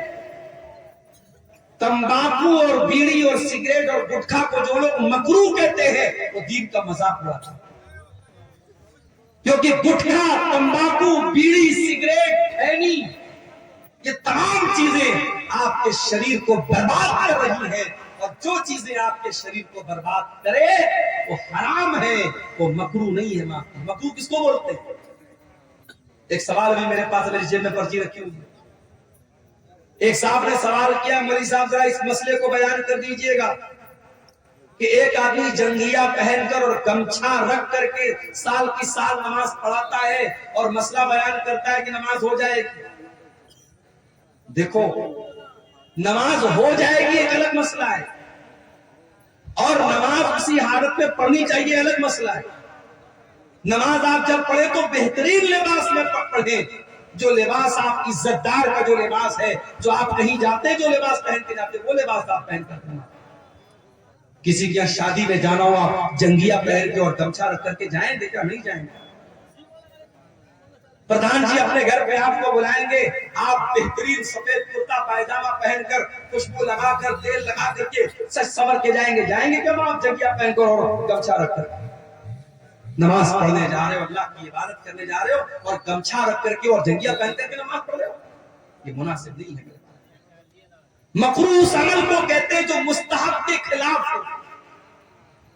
مثال کے طور پر مسجد میں آپ جاتے ہیں، مستحب یہ ہے کہ پہلے داہنا پیر اندر ڈالیں اور پھر بایاں پیر اندر ڈالیں، اور مکروہ یہ ہے کہ آپ پہلے بایاں ڈالیں اور بعد میں، یہ مکروہ ہے۔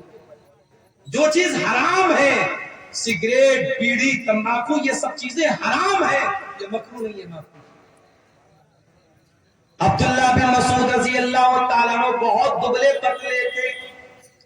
ایک بار وہ پیڑ پہ چڑھ کر کے مسواک توڑ رہے تھے، اتنے دبلے پتلے تھے کہ ان کی پتلی پتلی ٹانگیں ہوا میں لہرا رہی تھی، اور صحابہ کرام دیکھ کر کے ہنس رہے تھے کہ دیکھو عبداللہ کی ٹانگیں کتنی پتلی پتلی ہیں۔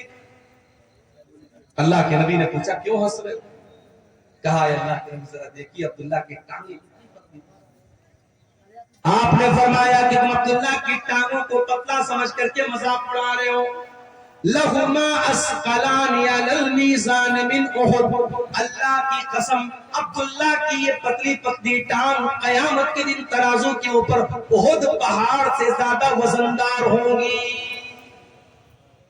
اللہ کے آپ کا کیریکٹر تولا جائے گا، آپ کا ایمان تولا جائے گا، آپ کا عمل تولا جائے گا۔ اگر آپ فزیکلی کمزور بھی ہیں میرے بھائیوں، اللہ کے عبداللہ بن مسعود بہت دبلے پتلے مگر آواز بہت اچھی تھی، قرآن پڑھتے تھے، اتنا بہترین قرآن پڑھتے تھے۔ اللہ کے نبی فرماتے ہیں جس کو قرآن بالکل تازہ تازہ سننا ہو، بالکل فریش فریش سننا ہو، وہ عبداللہ بن مسعود سے قرآن۔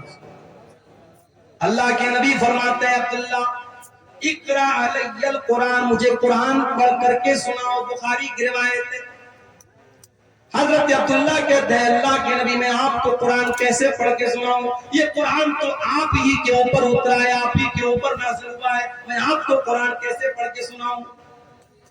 آپ نے فرمایا ہے عبداللہ میں آج دوسرے کے منہ سے قرآن سننا چاہتا ہوں۔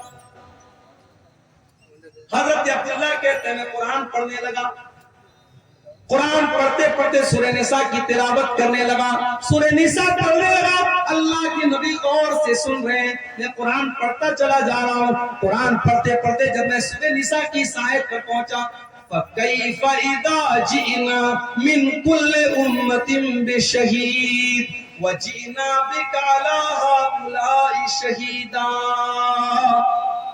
اے نبی اس وقت کو یاد کیجئے جب ہم تمام لوگوں پر آپ کو گواہ بنا کے لائیں گے، ہر امت میں اس کے نبی کو گواہ بنائیں گے اور آپ کی امت کے اوپر آپ کو گواہ بنائیں گے۔ جب اس آیت پر میں پہنچا ہوں، حضرت عبداللہ کہتے ہیں اللہ کے نبی نے فرمایا اے عبداللہ بس کرو، روک دو تلاوت، روک دو۔ کہتے میں نے نظریں ڈال کر کے دیکھا فَإِذَا عَيْنَاهُ تَذْرِفَانِ، اللہ کے نبی کی دونوں آنکھوں سے آنسو بہ رہے ہیں، اللہ کے نبی رو رہے ہیں، اللہ کے نبی کی دونوں آنکھوں سے آنسو بہ رہے ہیں۔ آپ کے کندھے پر قیامت کے دن جو ذمہ داری ڈالی جائے گی اس ذمہ داری کا احساس کر کے اللہ کے نبی رو رہے ہیں۔ نبی کو اپنی ذمہ داری کا احساس، ہمیں اور آپ کو اپنی ذمہ داری کا کوئی احساس نہیں۔ جوان بیٹی رات کو 2-2 بجے تک آن لائن ہے، چیٹنگ کر رہی ہے، ماں کو کوئی فرق نہیں پڑ رہا ہے، باپ کو کوئی فرق نہیں پڑ رہا ہے، نہ ماں کو اپنی ذمہ داری یاد ہے نہ باپ کو اپنی ذمہ داری۔ جوان لڑکی بے پردہ گھر سے بن کر کے سنور کر کے میک اپ کر کے اپنے جسم کی نمائش کر کے نکلتی ہے، اور ماں 70 سال کی ماں بیچاری چادر اوڑھ کر کے نقاب اوڑھ کے نکلتی ہے، اور 20 سال کی چھوکری کھلے عام گھوم رہی ہے۔ میری پیاری ماں اور بہنوں، اگر اللہ نے آپ کو بیٹی کی ماں بنایا ہے، اگر آپ کو بیٹی کا باپ بنایا ہے، اگر آپ بیٹی والے ہیں، اگر آپ صاحب اولاد ہیں، تو یہ اولاد بہت بڑی ذمہ داری ہے۔ اس ذمہ داری کا احساس اپنے اندر پیدا کیجئے۔ اللہ کے نبی کو اپنی ذمہ داری کا احساس ہوا، آپ کی آنکھوں سے آنسو بہنے لگے، آپ رونے لگے، آپ نے کہا عبداللہ بس کر، اب میرے اندر طاقت نہیں ہو سکتی۔ صحابہ کرام تو قرآن سنتے تھے رونے لگتے تھے، قرآن پڑھتے تھے تو رونے لگتے تھے۔ حضرت عائشہ کو دیکھو، حضرت عائشہ چاشت کی نماز پڑھ رہی ہیں۔ یہ چاشت کی نماز کون سی نماز ہوتی ہے جانتے ہیں؟ کوئی جانتا ہے؟ اس سامنے کی پبلک کو کوئی جانتا ہو ذرا ہاتھ اٹھا کے بتائے چاشت کی نماز کس کو بولتے ہیں؟ کب پڑھتے ہیں چاشت کی نماز؟ بولو بھائی، نہیں جانتے؟ سورج طلوع ہونے کے بعد، سورج طلوع ہونے کے بعد یعنی مغرب کے ٹائم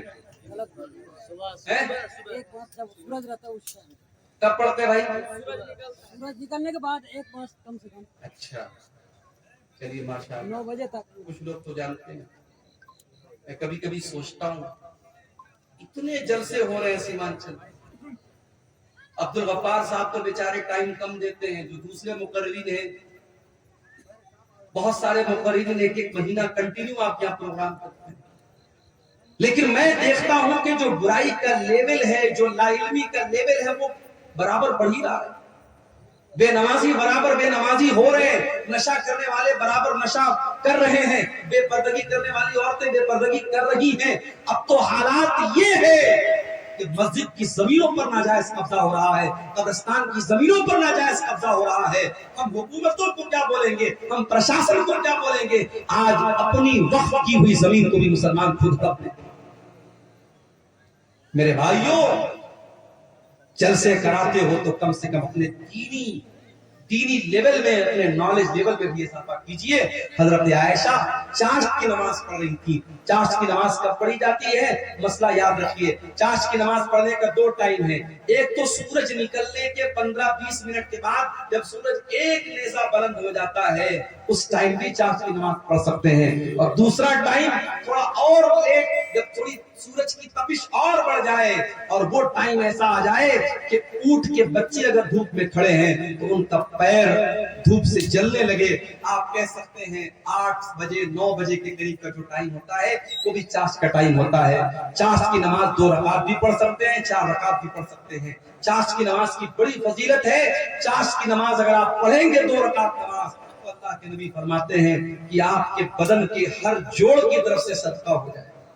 آپ غریب ہیں، صدقہ نہیں کر سکتے، دان نہیں کر سکتے، 2 رکعت آپ چاش کی نماز پڑھ لیجئے، آپ کے بدن میں جتنے جوڑ ہیں، جتنی ہڈیاں ہیں، ہر ہڈی اور ہر جوڑ کی طرف سے اللہ تعالیٰ صدقہ اور دان آپ کا قبول کر لے گا۔ یہ بڑی فضیلت ہے نماز کی۔ حضرت عائشہ یہ نماز پڑھ رہی ہیں، حضرت عائشہ یہ نماز پڑھ رہی ہیں، ان کے بھائی کا بیٹا یعنی ان کا بھتیجا وہ ان سے ملنے کے لیے آیا، جس کا نام قاسم بن محمد تھا۔ اس نے دیکھا میری پھوپھی جان نماز پڑھ رہی ہیں، اس نے دیکھا کہ پھوپھی جان نماز پڑھ رہی ہیں اور سورہ طور کی تلاوت کر رہی ہیں، اور سورہ طور کی یہ آیت حضرت عائشہ کی زبان پر جاری ہے۔ سورہ طور میں اللہ فرماتا ہے جب جنتی جنت میں جائیں گے تو کہیں گے وَمَنَّ اللَّهُ عَلَيْنَا وَوَقَانَا عَذَابَ السَّمُومِ، اللہ نے ہم جنتیوں پر بہت بڑا احسان کیا کہ اللہ نے ہم کو جہنم کی آگ سے بچا لیا۔ حضرت عائشہ اسی آیت کو پڑھ رہی ہیں اور روتی چلی جا رہی ہیں۔ ان کے دل میں یہ خیال ہے کہ اے اللہ کاش تو عائشہ کو بھی اپنے ان خوش نصیب بندوں میں شامل کر دے۔ ان کے بھتیجے قاسم بن محمد کہتے ہیں میں نے دیکھا کہ پھوپھی جان سورہ طور کی یہ آیت پڑھ رہی ہیں اور رو رہی ہیں، میں وہاں سے مارکیٹ چلا گیا، میں وہاں سے بازار چلا گیا، میں نے اپنا سودا سلب لیا اور بہت دیر کے بعد میں واپس آیا، میں نے کیا دیکھا؟ میں نے دیکھا کہ میری پھوپھی جان اسی حالت میں کھڑی ہے اور اسی آیت کو ریپیٹ کر رہی ہیں اور رو رہی ہیں اور پڑھ رہی ہیں وَمَنَّ اللَّهُ عَلَيْنَا وَوَقَانَا عَذَابَ السَّمُومِ۔ یہ تھی نبی کی جو قرآن کو پڑھتے ہوئے رو رہی ہیں، قرآن کے دلوں پر اثر کرتا تھا۔ آج تو ہم کٹھور دل کے لوگ قبرستان میں مردے کو دفنانے جاتے ہیں، وہاں پر بھی ہا ہا کرتے ہنستے رہتے ہیں۔ قبرستان میں کھڑے ہو کر کے ہم دنیا کی باتیں کرتے ہیں، پالیٹکس کی باتیں کرتے ہیں، راجنیتی کی باتیں کرتے ہیں، جبکہ اللہ کے پیارے نبی جب قبرستان جایا کرتے تھے، انصاری صحابی کا جنازہ ہے، جنازے کو قبر میں اتارا جا رہا ہے، اللہ کے نبی قبر کے کنارے بیٹھے ہوئے اور آپ کے صحابہ بھی آپ کے آس پاس بیٹھے ہوئے ہیں۔ آپ نے قبر کو دیکھا اور قبر میں اپنے صحابی کی لاش کو اترتے ہوئے دیکھا، اللہ کے نبی رونے لگے، فبکا، آپ کی آنکھوں سے آنسو بہنے لگے اور آپ بھی رونے لگے اور آپ کے آس پاس جتنے صحابہ تھے وہ سب رونے لگے اور اللہ کے نبی اپنے صحابہ سے کہنے لگے لِنِزْلِ هَذَا فَأَعِدُّوا يَا إِخْوَانِي، اے میرے بھائیو، اے میرے صحابہ، اس قبر کی تیاری کرو، یہاں تم سب کو آنا ہے۔ بنارس سے ایک مرتبہ میں ایک پروگرام میں جا رہا تھا، تقریباً 150-200 کلومیٹر دور ایک جگہ پڑتی ہے شاہ گنج، میں وہاں پروگرام میں جا رہا تھا۔ ہمارے ایک ساتھی تھے کار چلا رہے، راستے میں ایک جنگل آیا، اچانک ان کی ہیڈ لائٹ سے کام کرنا پڑتا، جنگل کے بیچ میں ہیڈ لائٹ سے کام کرنا پڑتا، خوب اندھیرا، جنگل کے بیچ میں کار کھڑی ہے، ہم کار کے اندر ہیں، اے سی چل رہی ہے لیکن لائٹ بند ہو گئی، اندھیرا ہو گیا، تو ہمارے دل اور دماغ میں ڈر کی ایک لہر دوڑ گئی۔ غور کرو میرے پیارے بھائیو، ہم قبر کے اندر جب جائیں گے، ہمارے ماں باپ ہم کو دفنانے کے بعد، ہمارے بچے ہم کو دفنانے کے بعد، ہمارے رشتہ دار ہم کو دفنانے کے بعد مٹی اپنے ہاتھ سے جھاڑ کر کے چلے جائیں گے، منکر نکیر آئیں گے، اس قبر کی تاریکی میں ہمارے پاس کوئی موبائل کا ٹارچ نہیں ہوگا جس کو ہم جلا سکیں، کوئی اے سی اور کولر نہیں ہوگا جس کی ہوا کھا سکیں، منکر نکیر آئیں گے اور 3 سوال کریں گے، من ربو کا، من نبیوں کا، ما دینوں کا۔ اے اللہ کے بندے تو بتا تیرا رب کون ہے، تو بتا تیرا دین کیا ہے، تو بتا تیرے نبی کون ہے۔ اور یہ 3 سوالوں کا جواب میتھمیٹکس کی بکس میں نہیں ملے، ان تینوں سوالوں کا جواب وگیان اور سائنس کی کتابوں میں نہیں ملے گا، ان تینوں سوالوں کا جواب ہسٹری اور اتہاس کی کتاب میں نہیں ملے گا، بھگول کی کتاب میں نہیں ملے گا، ہائی اسکول اور انٹر کے سلیبس میں نہیں ملے گا۔ ان تینوں سوالوں کا جواب مدرسہ دارالقرآن عزیزیہ کے جو بچے جس کتاب کو پڑھ کے حافظ ہوئے ہیں اس کتاب کے اندر ملے گا۔ قرآن جواب دے گا ان تینوں سوال کا، تیرا رب کون ہے، تیرا دین کیا ہے، تیرے نبی کون ہے۔ اور جب بندہ صحیح جواب دے گا، میرا رب اللہ ہے، میرا دین اسلام ہے، میرے نبی محمد صلی اللہ تعالی علیہ وسلم ہے، تو فرشتہ پوچھے گا کہ تجھے یہ سوال، ان سوالوں کا جواب تجھے کیسے پتا چلا؟ تو بندہ کہے گا قرأت کتاب اللہ، اے اللہ میں نے قرآن کو پڑھا تھا، میں نے اللہ کی کتاب کو پڑھا تھا، قرآن پڑھا تھا، اس لیے میں نے ان تینوں سوالوں کا جواب۔ تو میرے بھائیوں اس کتاب پر آپ محنت کرو، اس کتاب کے پڑھنے والے یہاں بچے پڑھ رہے ہیں، مدرسوں کو حقیر مت جانو میرے بھائی، مدرسوں میں پڑھانے والے مولویوں کو حقیر مت جانو۔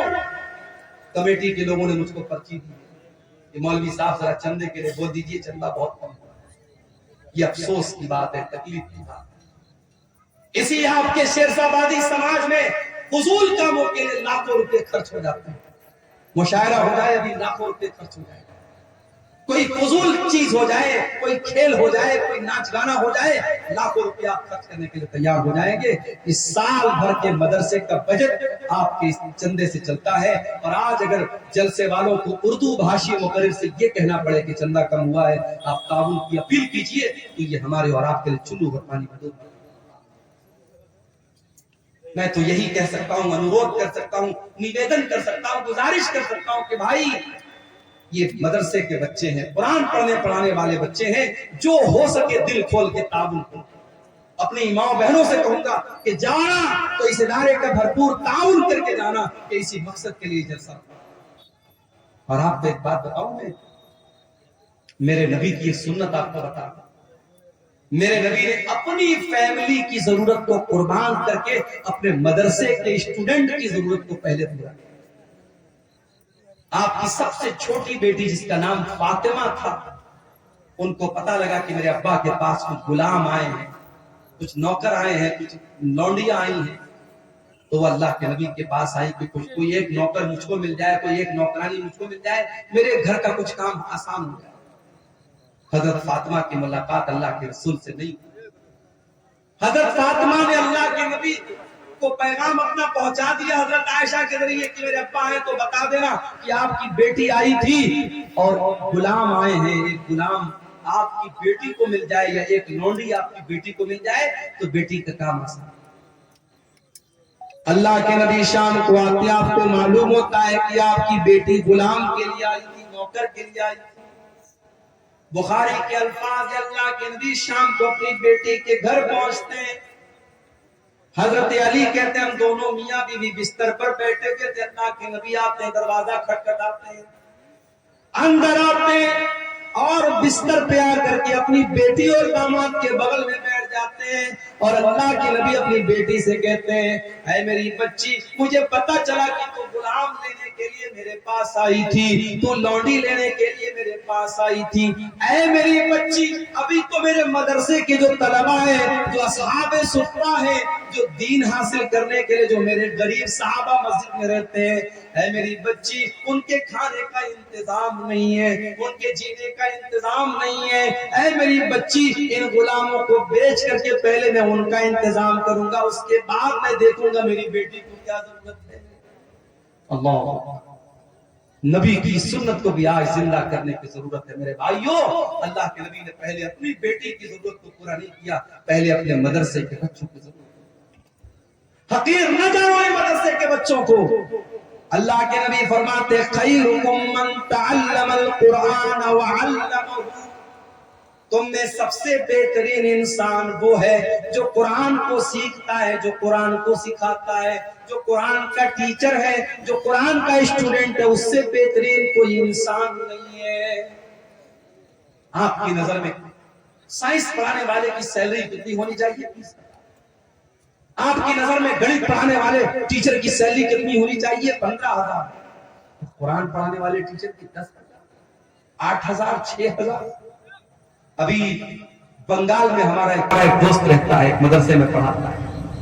بنگال میں ممتا بنرجی جو ہے وہاں امام کو بھی کچھ سیلری دیتی ہے، بیچارہ اپنے محلے کی مسجد میں امامت بھی کراتا ہے، مدرسے میں بھی کراتا ہے۔ پرائیویٹ مدرسے کے جو ناظم ہوتے ہیں، جو کمیٹی ہوتی ہے، جو سیکریٹری ہوتی ہے، وہ اپنے آپ کو مودی اور یوگی سے بھی بڑا ڈکٹیٹر سمجھتے ہیں۔ اس مدرسے کی کمیٹی کے لوگوں نے کیا کہا کہ مولوی صاحب آپ ہمارے مدرسے میں پڑھا رہے ہیں تو 24 گھنٹے آپ کو ڈیوٹی کرنا پڑے گا۔ کیا مطلب؟ کہاں 2 بجے تک آپ کو بچوں کو پڑھانا ہے، پھر شام کو ہاسٹل کی نگرانی بھی آپ کو کرنا ہے، رات بھی یہی گزارنا ہے، ہم آپ کو 12,000 سیلری دیتے ہیں، آپ سے سارا کام ہے۔ ہمارے دوست نے کہا کہ بھائی مجھے بخش دو، میں امام بھی ہوں اپنے محلے کی مسجد کا، میں ڈیلی آتا جاتا ہوں، میرا خیال کرو، میں رمضان میں اتنی محنت سے چندہ لاتا ہوں، میرا خیال کرو۔ کہ نہیں، کوئی خیال نہیں رکھتا۔ ڈکٹیٹر شکل نہیں ہے مدرسوں کی مینجمنٹ کے اندر، اور ان پرائیویٹ پڑھانے والے غریب اساتذہ اور معلمین پر بڑا ظلم بھی ہوتا ہے۔ میرے اللہ کے واسطے ایسا نہ کرو، کسی کی مجبوری کا فائدہ نہ اٹھاؤ، کسی کو حد سے زیادہ دکھ نہ دو۔ یہ قرآن پڑھنے پڑھانے والے، ان کا مقام بہت اونچا ہے، ان کی قدر کرو، ان کی عزت کرو، ان کو اچھی تنخواہیں دو۔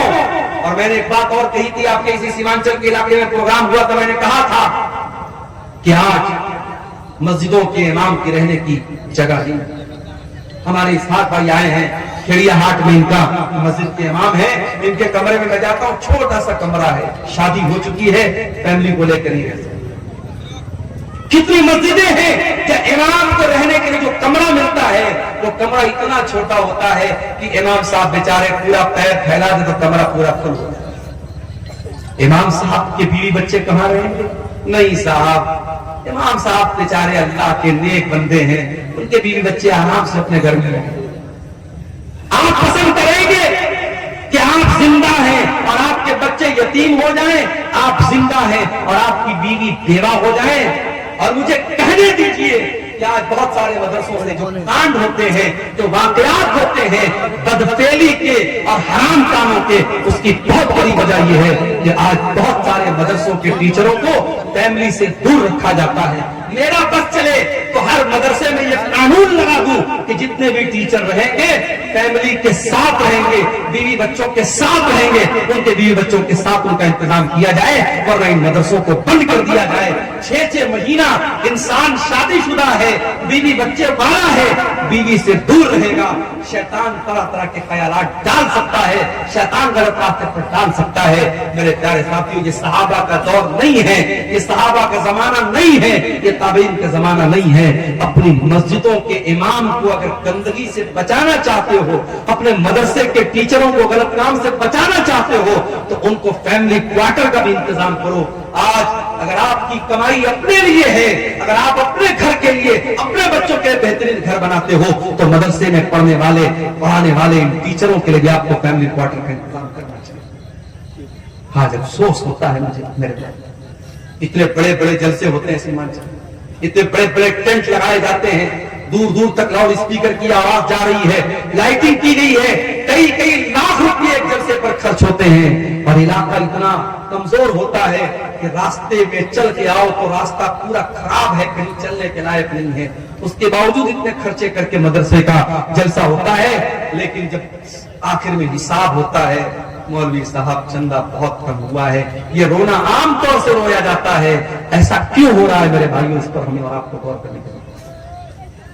اگر ان جلسوں کے چندے سے مدرسے نہیں چل پا رہے ہیں تو پھر کوئی دوسرا سسٹم نکالو، آپ جلسہ مت کراؤ۔ آپ سال میں پورے سیمانچل میں اگر 100 جلسے ہوتے ہیں، 100 نہ ہو 10 جلسے، 10 جلسے ہوں اور 10 جلسے جو ہوں تبلیغی جلسے ہوں، دین پھیلانے کے لیے ہو، کوئی میلہ ٹھیلا نہ لگے، کوئی لڑکیوں کا بازار میں ان کی بھیڑ نہ لگے، کوئی بے پردگی نہ ہو، قاعدے سے شریعت اور قاعدے اور قانون کے حساب سے پروگرام ہو، اور مدرسے کا چندہ آپ پرائیویٹ طور پر انڈیویجول طور پر آپ دیں تو انشاءاللہ بہت حالات کی اصلاح ہو سکتی ہے۔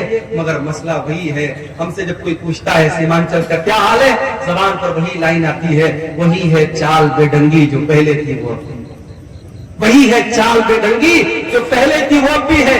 دنیا کہاں سے کہاں پہنچ گئی، سیمانچل کا علاقہ آج وہیں کا وہی ہے، جہالت ویسی ہی ہے، غربت ویسی ہی ہے، دین سے دوری ویسی ہی ہے، بے پردگی دن بدن بڑھ رہی ہے، نوجوانوں میں شراب اور نشے کا رجحان بڑھ رہا ہے۔ میرے پیارے ساتھیوں، آؤ قرآن پر میں نے پوری تقریر قرآن پر کی ہے، ایک بڑی خاص بات اور آخری بات بیان کر کے بات ختم کروں گا کہ قرآن پر عمل بھی ہمیں اور آپ کو کرنا ہے۔ صرف قرآن کو پڑھنا کمال نہیں ہے، قرآن کو سننا کمال نہیں ہے، قرآن پر عمل بھی ہمیں اور آپ کو کرنا ہے۔ حضرت عمر فاروق کے پاس ایک آدمی آیا، اس نے حضرت عمر سے کہا، اے عمر تم ہمارے ساتھ ناانصافی کرتے ہو، اے عمر تم ہمارے ساتھ ناانصافی کرتے ہو، ہمیں پیسہ نہیں دیتے ہو، ہمیں تحفہ نہیں دیتے ہو۔ حضرت عمر بڑے غصے والے آدمی تھے، حضرت عمر کو غصہ آ گیا، ان کا ہاتھ ان کی تلوار کی طرف جانے لگا۔ ان کے دربار میں ایک آدمی تھا، اس نے کہا کہ اے عمر بن خطاب، کیا آپ نے اللہ کا کلام نہیں پڑھا ہے؟ کیا آپ نے رب کا قرآن نہیں پڑھا ہے؟ اللہ قرآن میں کہتا ہے خذ العفو وامر بالعرف واعرض عن الجاہلین۔ اللہ قرآن میں کہہ رہا ہے کہ اے میرے بندوں معاف کر دیا کرو اور نیکی کا حکم دیا کرو اور جاہلوں سے منہ نہ لگا کرو، جاہلوں کو نظر انداز کیا کرو۔ اے عمر یہ انسان جاہل ہے، اس کے منہ نہ لگیے، اس کو نظر انداز کر دیجئے۔ جب قرآن کی آیت پڑھی گئی حضرت عمر سرنڈر ہو گئے، حضرت عمر فوراً ٹھنڈے پڑ گئے، اور حدیث کے الفاظ ہیں، بخاری کی روایت ہے وَقَانَ وَقَافًا عِنْدَ كِتَابِ اللَّهِ۔ حضرت عمر کی عادت تھی، اگر قرآن پڑھا جاتا تھا اور قرآن کا کوئی حکم پیش کیا جاتا تھا، حضرت عمر فوراً سرنڈر ہو جاتے تھے اور مان لیتے تھے۔ میرے عزیزوں، قرآن کی روشنی میں اپنی اصلاح کرو۔ قرآن کہتا ہے نماز قائم کرو، مسجدیں آج ویران ہیں۔ قرآن کہتا ہے زنا کے قریب مت جاؤ، اور آج زنا کے اڈے مسلمانوں سے آباد ہیں۔ قرآن کہتا ہے وَلَا يُبْدِينَ زِينَتَهُنَّ، عورتیں بے پردگی نہ کریں، اور آج ہماری اولاد کی عورتیں بے پردگی کر رہی ہیں۔ قرآن کہتا ہے نشے کے قریب مت جاؤ، اور آج ہمارا نوجوان نشہ کر رہا ہے۔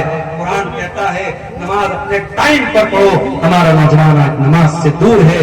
قرآن کہتا ہے لوگوں سے بہترین اخلاق سے پیش آؤ، ہمارا نوجوان آج جو ہے وہ اخلاق کے معاملے میں بھی بڑا کمزور ہے۔ میرے پیارے ساتھیوں، قرآن پر آج عمل کرنے کی ضرورت ہے، اور اللہ قرآن میں جب قرآن کی فضیلت بیان کرتا ہے تو ساتھ میں یہ بھی کہتا ہے کہ یہ قرآن لیتدبروا آیاتہ، قرآن تدبر کرنے کے لیے، قرآن غور کرنے کے لیے ہے۔ میرے عزیزوں، ڈیلی آدھا گھنٹہ صحیح، 1 گھنٹہ صحیح قرآن پڑھنے کے لیے ٹائم نکالو۔ آج بنگلہ بھاشا میں قرآن کا انواد موجود ہے، اردو زبان میں قرآن کا ترجمہ موجود ہے، انگلش میں قرآن کا ٹرانسلیشن موجود ہے۔ جو زبان آپ کو آتی ہے، جو بھاشا آپ کو آتی ہے، اس بھاشا میں قرآن کو لے کر کے بیٹھ جاؤ۔ آدھا گھنٹہ، میں زیادہ نہیں بولتا، آدھا گھنٹہ ڈیلی آپ قرآن کو دینا شروع کر دو۔ میں نہیں کہتا کہ موبائل کو آپ جو ٹائم دیتے ہو آپ قرآن کو دے دو، وہ دے دو گے تو زندگی سنور جائے گی، لیکن کم سے کم منیمم آپ آدھا گھنٹہ قرآن کو ٹائم دو۔ میرے بھائیوں، آپ غور کریں گے زندگی میں برکتوں کو، آپ غور کریں گے، محسوس کریں گے زندگی میں برکتوں کو۔ آج افسوس کی بات یہ ہے کہ ہمارے پاس قرآن پڑھنے کے لیے ٹائم نہیں ہے۔ دنیا جہان کی کتابوں کو ہم پڑھتے ہیں لیکن قرآن کو نہیں پڑھتے ہیں۔ میرے بھائیوں، بزنس آپ کرتے ہیں، کاروبار آپ کرتے ہیں، کاروبار میں پروفٹ بھی ہوتا ہے، لاس بھی ہوتا ہے، فائدہ بھی ہوتا ہے، نقصان بھی ہوتا ہے، مگر قرآن کی تلاوت ایک ایسی تجارت ہے، ایک ایسا بزنس ہے جس میں کبھی گھاٹا ہونے والا نہیں ہے۔ اللہ قرآن میں فرماتا ہے ان الذین یتلون کتاب اللہ، جو لوگ قرآن کی تلاوت کرتے ہیں، وَأَقَامُوا الصَّلَاةَ نماز قائم کرتے ہیں، وَأَنفَقُوا مِمَّا رَزَقْنَاهُمْ سِرًّا وَعَلَانِيَةً، اور جو روزی ہم نے دی ہے اس میں سے خرچ کرتے ہیں، کھل کر کے بھی خرچ کرتے ہیں اور چھپ کر کے بھی خرچ کرتے ہیں۔ اللہ فرماتا ہے يَرْجُونَ تِجَارَةً لَّن تَبُورَ، قرآن پڑھنے والا ایسا بزنس کر رہا ہے، ایسا بیاپار کر رہا ہے اس میں کبھی گھاٹا ہونے والا نہیں ہے۔ میرے پیارے ساتھیوں، آج کی پوری تقریر اسی قرآن کی فضیلت اور قرآن کی خصوصیات پر ہوئی ہے۔ یہ پوری تقریر سننے کے بعد بھی اگر ہم قرآن کو نہیں پڑھتے ہیں، قرآن پر غور نہیں کرتے ہیں، تو میں سمجھوں گا آپ ایک کان سے سننے آئے تھے اور دوسرے کان سے آپ نے اڑا دیا۔ لیکن ہاں، اتنے بڑے مجمع میں ہماری مائیں بہنیں بھی ہیں اور آپ بھی ہیں، کوئی ایک اللہ کا بندہ بھی اگر ایسا ہے جو آج کی تقریر سننے کے بعد یہ طے کر کے یہاں سے جائے کہ ہاں اب اپنی زندگی میں ہم قرآن کے لیے بھی ٹائم نکالیں گے، قرآن پر ہم محنت کریں گے، کچھ قرآن مدرسے کو دے دیں گے، کچھ قرآن مسجد میں رکھ دیں گے، کچھ اپنی کمائی کا حصہ ہم قرآن پڑھنے والے بچوں پر خرچ کریں گے، کچھ کمائی کا حصہ ہم دینی اداروں پر خرچ کریں گے، تو انشاءاللہ ہم جو ہے اس کا اثر اپنی زندگی میں میرے پیارے ساتھیوں محسوس کریں گے۔ جاتے جاتے ہمارے جو یوٹیوبر بھائی ہیں ان کو دو پیغام دے کے بات ختم کرتا ہوں۔ دیکھو بھائیوں، مجھے آپ سے کوئی بیر نہیں ہے، میں ہر بار جب میں دورے پر آتا ہوں مجھ سے لوگ کہتے ہیں شیخ صاحب یوٹیوب والوں کا کیا ہوتا ہے، لیکن جب میرے پاس وہ میسج آتا ہے مولوی صاحب آپ کی تقریر پر لڑکی کی تصویر بنی ہے، آپ کی تقریر پر مودی جی کی تصویر بنی ہے، آپ کی تقریر پر بھڑکاؤ جو ہے ٹائٹل دیا گیا ہے، بہت تکلیف ہوتی ہے۔ مقصد کیا ہے؟ ویو حاصل کرنا۔ آپ ویو حاصل کرنے کے لیے پراپر طریقہ اپنائیے، تھمبنیل خوبصورت بنائیے اور آپ جو ہے اچھا سا ٹاپک دے دیجئے، لیکن کوئی غلط راستہ مت اپنائیے۔ کچھ چینل والے سدھرے ہیں مگر کیونکہ یہاں سینکڑوں کی تعداد میں میں کس کس کو پہچانوں گا؟ میرے پاس کوئی آئی ڈی کارڈ تو نہیں کہ میں پہچانوں کہ کون سا کیمرہ کس چینل والے۔ اب یہ کل جب تقریر کو ڈالیں گے، اور تقریر ہی ہے بھائی، زبان سے کوئی بات نکل سکتی ہے، میں تو بہت احتیاط کرتا ہوں، پھر بھی کوئی ایسی بات نکل سکتی ہے جو نہیں نکلنی چاہیے، آپ اس بات کو بھی ڈال دیں۔ ایک تقریر میں نے کہا کہ میں مدرسے میں ٹیچر ہوں، سرکاری ٹیچر ہوں، اس بات کو بھی ریکارڈ کر کے لوگوں نے ڈال دیا۔ آپ اتنی کامن سینس تو ہونی چاہیے، سمجھداری تو ہونی چاہیے کہ ہمیں کیا ڈالنا ہے کیا نہیں ڈالنا۔ ایک بات تو میں یہ کہوں گا کہ آپ اللہ کے واسطے جب آپ یوٹیوب پر تقریر کو اپلوڈ کریں تو آپ الٹی سیدھی بات کریں۔ مولانا صاحب نے لڑکی کا واقعہ بیان کیا، میاں بیوی کا واقعہ، میاں بیوی یعنی بالی ووڈ کی کسی فلم کا سین اٹھا کے ڈال دیا تھمبنیل میں، مولانا صاحب نے میاں بیوی کے بارے میں کیا بیان کیا۔ مجھے گالیاں سننے کو پڑتی ہیں، کمنٹ میں لکھا رہتا ہے کہ عبدالغفار صاحب یہ کیا کریں، ان کو کیا پتا ان کا چینل ہے کس کا چینل ہے۔ اس لیے میرے بھائی آپ اللہ کے واسطے آپ ایسا کام نہ کیجئے، تھمبنیل گڑبڑ سڑک۔ دوسرا کام، یہ پروگرام جو ہوا ہے جلسے والوں نے بڑی محنت سے پروگرام رکھا ہے، آپ تمام حضرات جو بھی چینل والے ہیں کچھ نہیں، جو بھی منیمم اماؤنٹ آپ جو دے سکتے ہیں، جو آپ کے اوپر بہت بوجھ نہ پڑے، آپ اس ادارے کو تعاون کر کے جائیں۔ شیخ توحید صاحب بھی بیان کر کے گئے ہیں، ادارہ بہت پرانا ادارہ ہے اور اس لائق ہے کہ ہم اس ادارے کا تعاون کریں۔ اللہ تعالیٰ ہم سب کو اس کی توفیق عطا فرمائے، چہرے سننے سے زیادہ اللہ تعالیٰ ہم سب کو عمل کی توفیق عطا فرمائے۔ رب العالمین قرآن کریم کو ہمارے سینوں کا قرار بنا دے، ہمارے دلوں کی بہار بنا دے، ہماری آنکھوں کا نور بنا دے اور ہمیں قرآن کریم سے اپنا تعلق جوڑنے کی توفیق عطا فرمائے۔ آمین۔ وآخر دعوانا الحمد للہ رب العالمین۔ السلام علیکم ورحمۃ اللہ۔